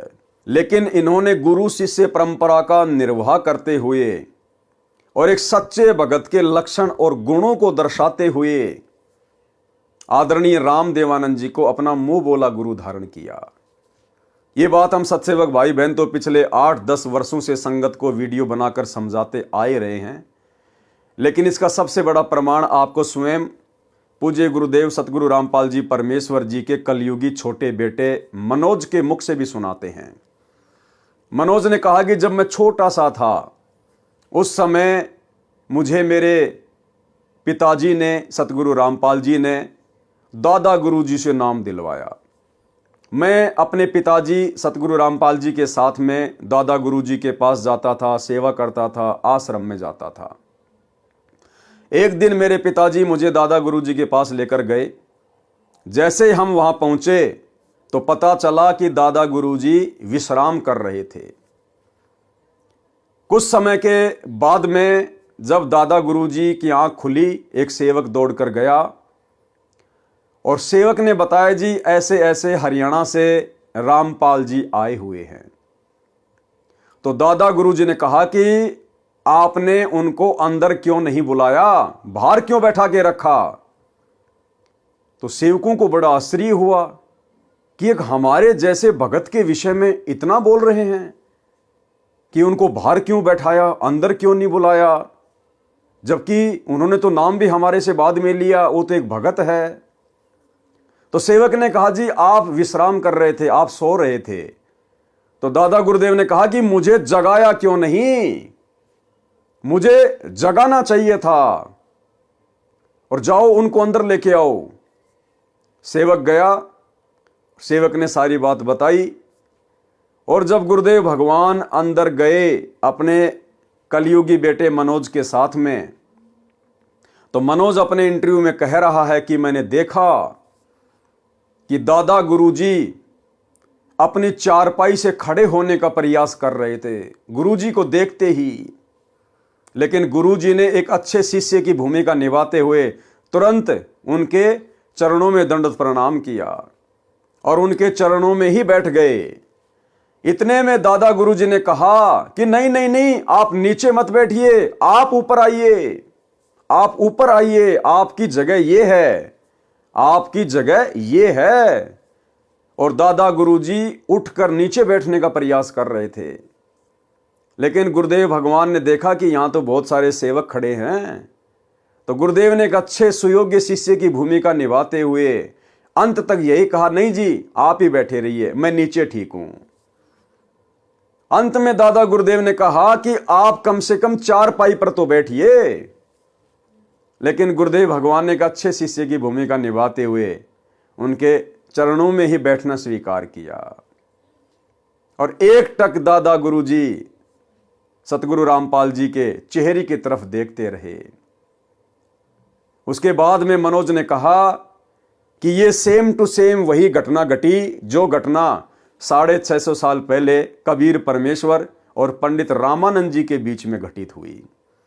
यानी भाई और बहनों, ठीक है, सतगुरु रामपाल जी का कलयुगी परिवार, सतलोक आश्रमों से जुड़े हुए भाई बहन, कोऑर्डिनेटर, ये आज भी सतगुरु रामपाल जी को कबीर परमात्मा नहीं मानते हैं। आज भी ये इन्हें पूर्ण परमात्मा नहीं मानते हैं। अगर मानते तो फिर सतगुरु रामपाल जी के रहते सहते वो दाढ़ी मूछ वाली कबीर जी की समझे जाने वाली फोटो को परमात्मा मानकर ये जून के महीने में उसका कबीर प्रकट दिवस ना मनाते। लेकिन ये अपने गुरु को केवल मानुष मानते हैं, अपने जैसा एक व्यक्ति मानते हैं। और भगवान कबीर आज भी उस दाढ़ी मूछ वाली कबीर जी की मुर्दा फोटो को ही मानते हैं। तो आप जी मनोज के मुख से ये छोटा सा इंटरव्यू सुनिए जो आपके विश्वास को दृढ़ करेगा और आपको विश्वास अवश्य होगा कि हाँ, मेरे पूज्य गुरुदेव सतगुरु रामपाल जी परमेश्वर स्वयं कबीर परमात्मा हैं और ये सेम टू सेम वही लीला चल रही है जो लीला परमेश्वर जी ने 650 साल पहले की थी। सुनिए छोटा सा इंटरव्यू। सर, वो दौर चल ही रहा था, आपने इतनी सारी बातें बताई तो बहुत ही अनसुनी बातें हैं और बहुत ही रोचक बातें हैं। ऐसा कोई पल हो जब आपका स्कूल के समय का कोई ऐसी यादगार हो, संत रामपाल जी से जुड़ी हो, आपको याद हो, वो हमारे दर्शकों को बताना चाहेंगे। जब मैं छोटा था तो एक बार मैं स्कूल के लिए तैयार हो रहा था, स्कूल जाने के लिए तैयारी कर ली, ड्रेस वेस पहन ली। तो पिताजी ऊपर एक रूम है, हमारा मकान है, उसके ऊपर रूम है, उस रूम से नीचे आए। मैं बोले कहाँ की तैयारी है? मैं बोला पिताजी पापा जी स्कूल जा रहा हूँ मैं। तो पिताजी बोले अच्छा स्कूल की तैयारी है? माँ जी। मैं बोला चलो दादा गुरुजी के पास चलोगे? मैं बड़ा खुश हुआ, माँ स्कूल से छुट्टी लगेंगे और दादा गुरुजी के पास जाएंगे। तो बड़ी खुशी हुई, माँ जी चलूंगा चलूंगा। उसके बाद पिताजी ने मम्मी जी को बोला कि इसको तैयार कर दो और 2 जोड़ी कपड़े डाल दो, हम स्वामी रामदेव महाराज जी के पास पंजाब में तलवंडी बाई जा रहे हैं। तो मम्मी जी ने तैयार कर दिया, मैं चल पड़ा पिताजी के साथ। तो हम तलवंडी बाई पहुंचे। उस समय आना जाना क्या साधन से करते थे? उस समय बस से गए थे, उस समय संत रामपाल जी और बस से आना जाना करते थे। अच्छा, संत रामपाल जी बस से गए थे? जी हाँ, मैं और पिताजी संत रामपाल जी महाराज बस से तलवंडी बाई पहुंचे। तो वो टाइम था लगभग 12-1 बजे का था। 12-1 बजे हुए थे। तो हम तलवंडी बाई, जो स्वामी रामदेव जी महाराज के कई आश्रम है, तो वो तलवंडी बाई, मोगा, चुड़ानी, नजफगढ़, बहुत जगह आश्रम थे स्वामी रामदेव जी महाराज के। तो और लाखों की संख्या में स्वामी रामदेव महाराज के शिष्य भी थे। तो हम तलवंडी बाई पहुंचे आश्रम में। पहुंचने के बाद श्रद्धालु जो वहाँ सेवा कर रहे थे सबसे सत्साई हुई, तो वहाँ बैठे। तो दादा गुरुदेव जी के बारे में पूछी, गुरुदेव जी कहाँ है? तो बताए जी वो विश्राम कर रहे हैं कमरे में अंदर। तो जब विश्राम कर रहे थे तो एक श्रद्धालु बोला जी दादा गुरुदेव जी को उठा देते हैं। तो गुरुजी ने मना कर दिया, नहीं, गुरुदेव जी को सोने दो, जब उठेंगे ना तब मिल लेंगे। ठीक है। तो हम गुरुदेव जी और दादा गुरुदेव जी का कमरा था, उससे बाहर बैठ गए। तो बाहर बैठ गए तो हम श्रद्धालु जो वहाँ सेवा कर रहे थे वो चाय ले आया। तो हमने वहाँ बैठकर चाय पी। तो चाय पी रहे थे, इतनी देर में अंदर से आवाज आई, खटखट की आवाज आई। तो जो सेवा कर रहा था वो, हाँ, जो श्रद्धालु हमारे साथ बातचीत कर रहा था, बैठा था, वो एकदम उठ के अंदर भागा। वो माँ क्या हुआ? पिताजी बोले क्या हुआ? गुरुदेव जी उठ गए हैं। तो वो भागा अंदर। तो अंदर गया तो हम बाहर खड़े थे, गुरुदेव जी इंतजार कर रहे थे हम। तो अंदर से जैसे श्रद्धालु ने जाके बताई कि हरियाणा से रामपाल जी आए हैं और उनका लड़का साथ आया है। तो दादा गुरुदेव जी, अंदर से आवाज आ रही, अंदर क्यों नहीं बुलाया उनको? दादा गुरुदेव जी में अंदर क्यों नहीं आए, अंदर क्यों नहीं लेके आए आप उनको? अच्छा। वो कह रहा जी आप विश्राम कर रहे थे, उठाया क्यों नहीं मेरे को? अच्छा। आपने उठाया क्यों नहीं? जब वो आए हुए थे तो उठाया क्यों नहीं मेरे को? अंदर क्यों नहीं लेके आए आप? अच्छा। तो एक श्रद्धालु और था, वो भागा आया अंदर से बाहर, बोला जी गुरुदेव जी बुला रहे हैं आपको, अंदर आ जाओ, जल्दी आ जाओ, यानी कि जल्दी ही उसमें आओ। तो गुरुदेव जी बोले, क्या बात हुई? उनको रोका, कुछ बात होगी क्या? कि बोले कोई ऐसी बात तो नहीं होगी जिससे दादा गुरुदेव जी स्वामी रामदेव जी हमारे मुझसे नाराज हो गए हो कभी? कोई ऐसी बात तो नहीं हो रखी है? गुरु जी बोले नहीं जी नाराज नहीं, वो तो यूं कह रहे हैं, वो तो ये दादा गुरुदेव जी ये कह रहे हैं उनको पहले क्यों नहीं बुलाया? अच्छा। मुझे उठाया क्यों नहीं? वो तो इसलिए बोल रहे हैं। तो उसके बाद अंदर गए तो दादा गुरुदेव जी यूं देखकर, रूम था तो दादा गुरुदेव जी यूं देखकर, यूं गेट की तरफ देखकर यूं उठ रहे। अच्छा। यानी कि गुरु जी अंदर आए, उनको देखकर उठने लगे। अच्छा। अपनी चारपाई से। अच्छा। हाँ, उठने लगे तो गुरु जी, हम स्पीड से चले रहे थे जाके, गुरु जी के चरण लिए, चरण लेके गुरु जी के खड़े, तो दादा गुरु जी उठ रहे थे, उठते साथ बोले जी आप यहाँ बैठिए। अच्छा। दादा गुरुदेव जी बोले जी आप बैठिए। संत रामपाल जी महाराज, संत रामपाल जी महाराज जी को बोले जी आप बैठिए यहाँ। आप श्रद्धालु जो दो सेवक थे वो खड़े थे वहाँ, वो भी आश्चर्य में, दादा गुरु जी क्या बोल रहे हैं। और दादा गुरुदेव जी हाथ जोड़ कर बोले जी आप बैठिए। तो गुरुदेव जी ने हाथ जोड़े, नौलाना ने नहीं जी आप बैठिए। गुरुदेव जी ये स्थान तो आपका है, आप बैठिए। गुरुदेव जी, दादा गुरुदेव जी भी यूं करके नहीं जी आप बैठिए। कम से कम 2-3 मिनट तक ये चीजें चलती रही। अच्छा। जैसे कोई घर में मेहमान आ जाता, हम कहते जी बैठिए, वो कहने नहीं जी पहले आप बैठिए। तो कम से कम 2-3 मिनट तक ये चीजें चली है, मैंने देखी है ये चीजें। अच्छा था उस समय, ध्यान नहीं था भाई इतना। सर ये तो जो आपने बताई ये बात बहुत ही अद्भुत है, क्योंकि सनातन धर्म में, हिंदू धर्म में, अपनी गुरु परंपरा में अगर देखा जाए तो गुरु पद उच्च होता है और शिष्य का स्थान जो होता है वो नीचे होता है। आज इस प्रकार से आप एक घटना का जिक्र कर रहे हैं तो स्वामी जी अपने चारपाई पे संत रामपाल जी महाराज को बिठाने के लिए बोल रहे हैं। जी, ये चीजें मुझे भी, चलो उस समय बचपना था इतनी समझ में, लेकिन आंखों के सामने ये चीजें चल तो रही थी। ये क्या हुआ उस समय? हाँ, ये क्या हो रहा है। और उस समय 2 सेवक भी वहीं खड़े, वो भी आश्चर्य में, उनकी भी वो भी यूं देख रहे बिल्कुल ये चीजें, स्वामी रामदेव जी महाराज जी मतलब क्या कर रहे हैं। तो ये चीजें 2-3 मिनट तक चली, वो मैंने देखी वहां पर। वो चीजें जब देखी तो गुरुदेव जियों ने बड़े ही मतलब ये लगा लिए, बड़े ही आधीनता से कई बार प्रार्थना करने के बाद स्वामी रामदेव महाराज जी को चारपाई पे वापस बैठाया। फिर भी स्वामी रामदेव महाराज जी ये बोले वहां नहीं, चारपाई पे बैठो आप भी। गुरु जी को बोला आप चारपाई पे बैठो, फिर भी नीचे नहीं बैठना है। गुरुदेव जी ने चरण पकड़े और गुरु जी के चरण लिए, चरण लेके गुरुदेव जी नीचे बैठ गए, चरण दबाने लगे। गुरुदेव संत रामपाल जी महाराज जी बोले, नोला जी, संत रामपाल जी महाराज जी चरण सेवा करने लगे। तो मैं भी चरण सेवा करने लग गया। तो स्वामी रामदेव जी महाराज जी तब भी मैं देख रहा था, उस समय भी बड़े ही गुरुजों की तरफ देखते रहे, फिर भी मतलब यूं देखते रहे, गुरुजों की तरफ देखते रहे। अच्छा। हाँ, ये चीज बड़ा ही अचंभित लगी उस समय। मैं देख रहा था, मैं ये क्या चीज है क्या नहीं। श्रद्धालु जो सेवक खड़े थे वो तो मतलब ये लगा लीजिए देखते ही रहे, बिल्कुल आंखें फटी रह गई उनकी। दादा गुरुदेव जी क्या इतना महत्व दे रहे हैं, क्या बात है। तो ये चीजें मैंने देखी उस समय। तो ये चीजें जो समझ में आ रही हैं, ये चीजें तो जैसे सत्संग सुनने को मिले, संत रामपाल जी महाराज जी को पता लगा। उस समय भी आज से 600 साल पहले भी ये घटना घटी थी। अच्छा, कैसे? ये जिस समय कबीर परमात्मा जी आए उस समय भी स्वामी रामानंद जी महाराज कबीर साहब जी के गुरु जी थे, नाम दीक्षाली थी।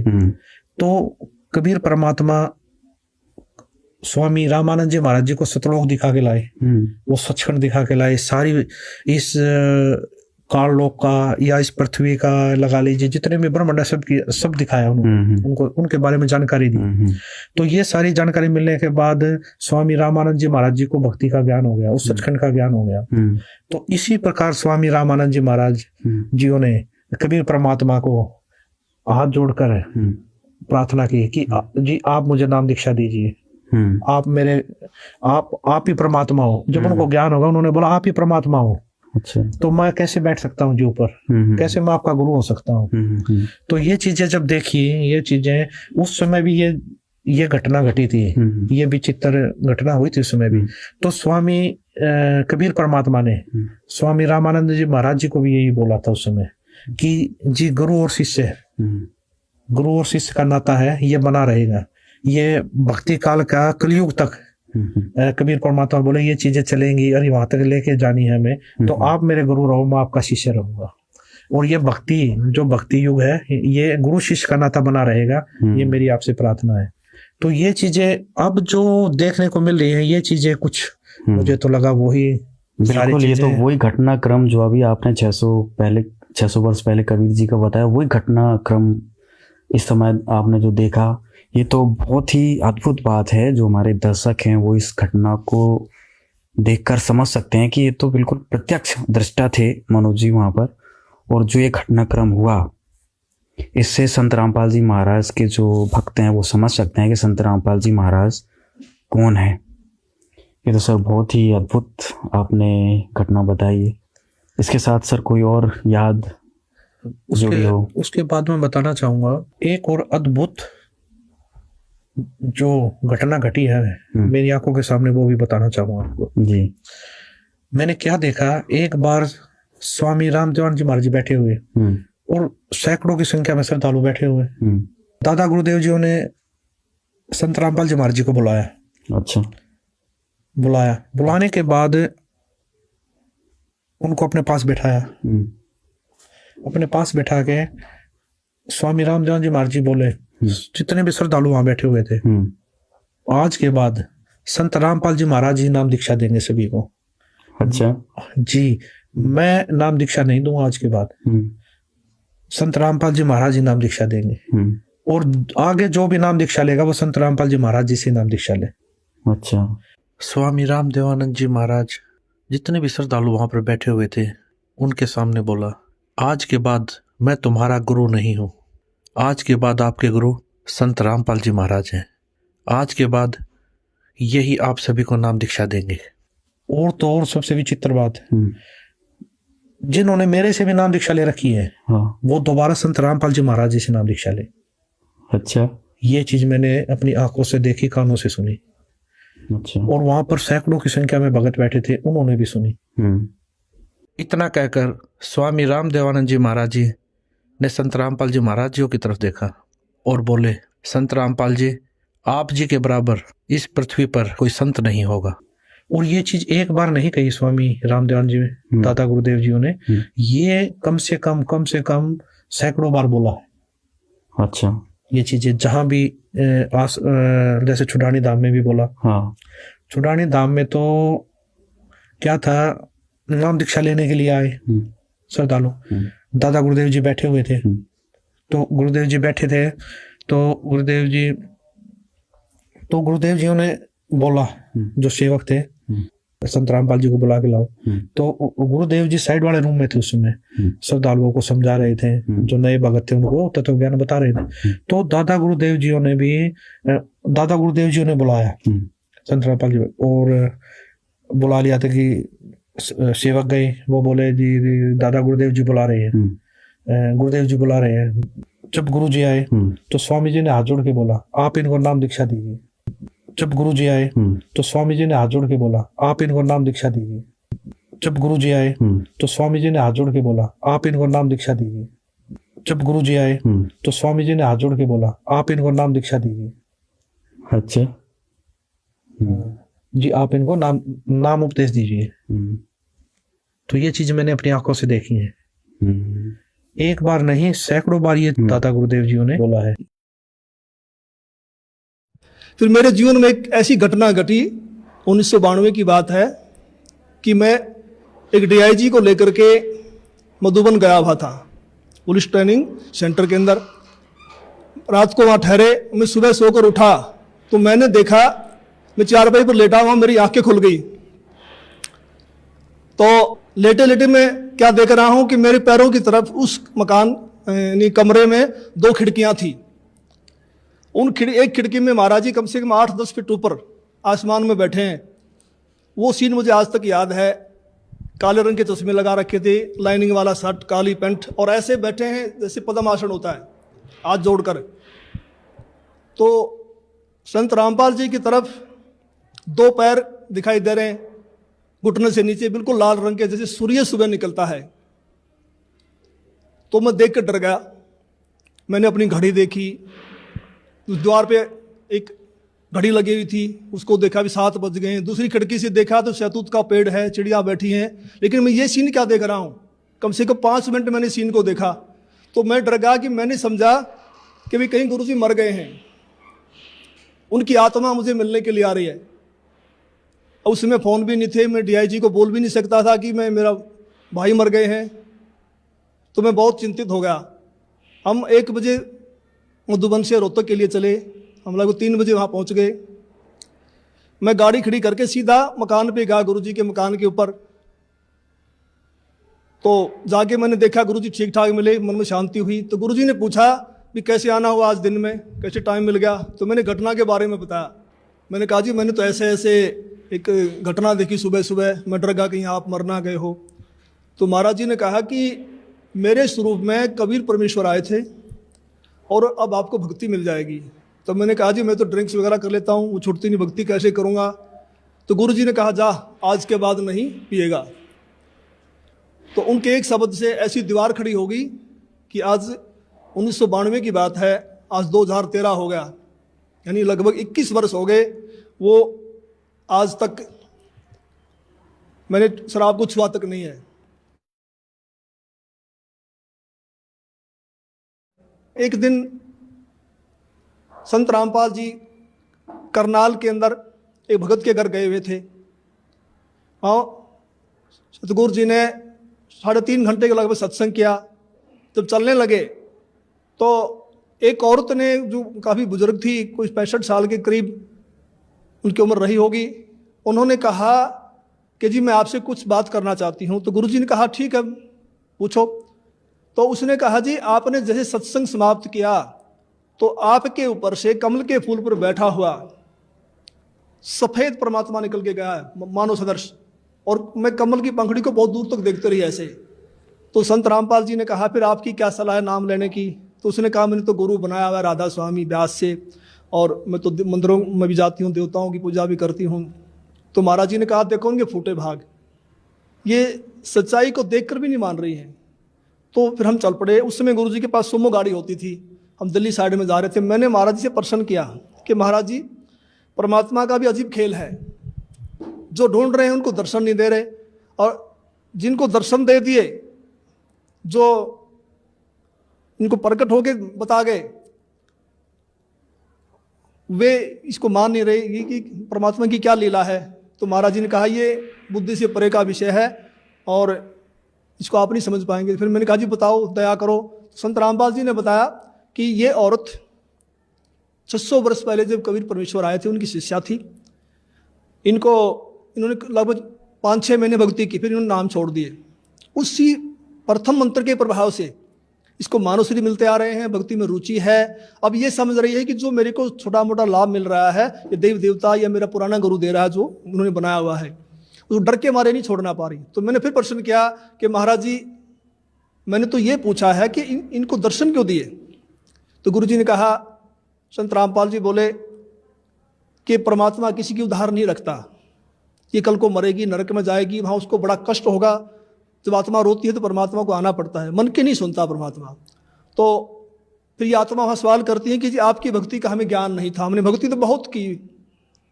तो वहाँ परमात्मा ये सीनरी दिखाएंगे, ये सारी फिल्म दिखाएंगे कि 3-3.5 घंटे मैंने सत्संग सुनाया, आप क्या भक्ति कर रहे हो, इसका क्या लाभ है, मेरी भक्ति क्या है, और जाते समय दर्शन दे दिए। तो परमात्मा ने अपने सिर से भार उतार दिया, पर ये आत्मा बोल नहीं पाएगी, चुप हो जाएगी।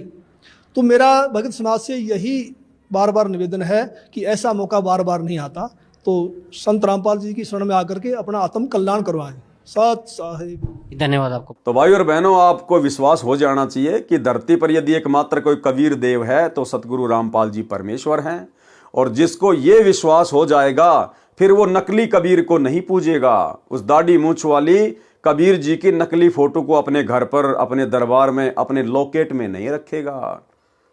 और यदि इतना सब कुछ आंखों के सामने प्रमाण देखने के बावजूद भी उस नकली कबीर की फोटो को अपने लॉकेट में रखेगा, घर के दरबार में फोटो में रखेगा, घर की दीवारों पर रखेगा, जून के महीने में उसका कबीर प्रकट दिवस मनाएगा, उस नकली मुर्दा फोटो को दंडवत करेगा, तो भाई और बहनों वो आत्मा फिर मोक्ष प्राप्त करने के लक्षणों युक्त नहीं है।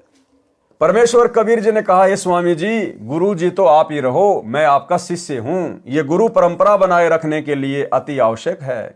यदि आप मेरे गुरु जी रूप में नहीं रहोगे तो भविष्य में संत व भगत कहा करेंगे कि गुरु बनाने की कोई आवश्यकता नहीं है, सीधा ही परमात्मा से ही संपर्क करो। कबीर ने भी गुरु नहीं बनाया था। हे स्वामी जी, काल प्रेरित व्यक्ति ऐसी ऐसी बातें बनाकर श्रद्धालुओं को भक्ति की दिशा से भ्रष्ट किया करेंगे तथा काल के जाल में फांसे रखेंगे। इसलिए संसार की दृष्टि में आप मेरे गुरुजी की भूमिका कीजिए तथा वास्तव में जो साधना की विधि मैं बताऊं आप वैसे भक्ति कीजिए। स्वामी रामानंद जी ने कबीर परमेश्वर जी की बात को स्वीकार किया। कबीर परमेश्वर जी एक रूप में स्वामी रामानंद जी को तत्व ज्ञान सुना रहे थे तथा अन्य रूप धारण करके कुछ ही समय उपरांत अपने घर पर आ गए, क्योंकि वहां नीरू तथा नीमा अति चिंतित थे। बच्चे को सकुशल घर लौट आने पर नीरू तथा नीमा ने परमेश्वर का शुक्रिया किया। अपने बच्चे कबीर को सीने से लगाकर नीमा रोने लगी तथा बच्चे को अपने पति नीरू के पास ले गई। नीरू ने भी बच्चे कबीर से प्यार किया। नीरू ने पूछा, बेटा आपको उन ब्राह्मणों ने मारा तो नहीं? कबीर जी बोले, नहीं पिताजी, स्वामी रामानंद जी बहुत अच्छे हैं, मैंने उनको गुरु बना लिया है। उन्होंने मुझको सर्व ब्राह्मण समाज के समक्ष सीने से लगाकर कहा है ये मेरा शिष्य है। आज से मैं सर्व हिंदू समाज के सर्व जातियों के व्यक्तियों को शिष्य बनाया करूंगा। माता पिता नीरू तथा नीमा अति प्रसन्न हुए तथा घर के कार्य में व्यस्त हो गए। स्वामी रामानंद जी ने कहा, हे कबीर जी, हम सभी की बुद्धि पर पत्थर पड़े थे, आपने ही अज्ञान रूपी पत्थरों को हटाया है। बड़े पुण्य कर्मों से आपका दर्शन सुलभ हुआ। ये शब्द अगम निगम बोध के पृष्ठ 38 पर लिखा है। मेरा नाम कबीरा, हूं जगत गुरु जाहिरा, तीन लोक में यश है मेरा, त्रिकुटी है अस्ताना, 5 3 हम ही ने कीने, जाते रचा जिहाना, गगन मंडल में बासा मेरा, 9 कमल पर माना, ब्रह्म बीज हम ही से आया, बनी जो मूर्ति नाना, शंखों लहर मेहर की उपजय, बाजय अनहद बाजा, गुप्त भेद वाही को देंगे, शरण हमारी आजा, भाव बंधन से लेऊं छुड़ाई, निर्मल करूं शरीरा, सुर नर मुनि कोई भेद न पावे, पावे संत गभीरा, वेद कतेब में भेद न पूरा, काल जाल जंजाला, कहे कबीर सुनो गुरु रामानंद, अमर ज्ञान उजाला। नेकी सेऊ सम्मन के बलिदान की कथा। तो भाई और बहनों, आज के वीडियो में केवल इतना ही, क्योंकि गुरुदेव के कर कमल से लिखित पवित्र ग्रंथ कबीर सागर के सरलार्थ के ऊपर जो वीडियो बनाए जा रहे हैं और वर्तमान में जो वीडियो बन रहे हैं, ये कुछ रोचक कथाओं के ऊपर हैं। तो ये कथाएं हमने गुरुदेव के मुख कमल से अनेकों बार सुनी हुई है और इन कथाओं का जो निष्कर्ष है ये हम पहले के वीडियो में भली भांति समझ चुके हैं। तो वर्तमान में इन रोचक कथाओं को केवल हम गुरुदेव के कर कमल से लिखित होने के कारण हम इनको पढ़ेंगे। इनको पढ़ने मात्र से, इनको सुनने मात्र से भी हम ढेर सारे पुण्य के भागी बनते हैं। तो भाई और बहनों, आज के वीडियो में केवल इतना ही। कल रात्रि 8 बजे फिर से दास के Facebook page Pawan Das is live के ऊपर लाइव जुड़िए एक नए वीडियो के साथ में। तब तक गुरुदेव भगवान हम सबको आज्ञा दें, इजाज़त दें, आशीर्वाद दें। बंदी छोड़ सतगुरु रामपाल जी भगवान की जय हो।